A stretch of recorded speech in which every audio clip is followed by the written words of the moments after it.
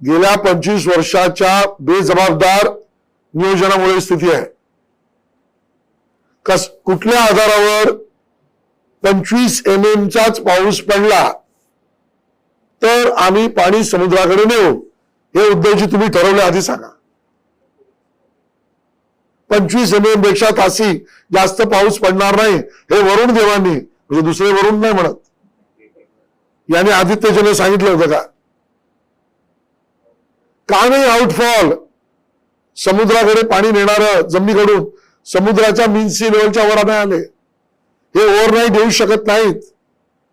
आता आदित्य ठाकरे आणि त्यांचे बगलबच्चे जे कोल्हेकोळी करतात याचं कारण EOW, ACB आणि वेगवेगळ्या व्यवस्था कंत्राटदारांना पकडायला निघाली आहे.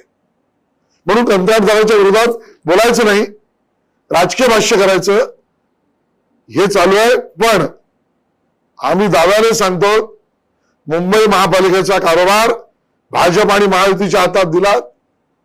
आम्ही या सगळ्यावर इत्थंभूत त्या ठिकाणी मुंबईकरांची प्रामाणिक सेवा करून दाखवू. आता कामाला लागलोच आहोत, उद्याच म्हणत नाही आहोत, आज कामाला लागलोच आहोत.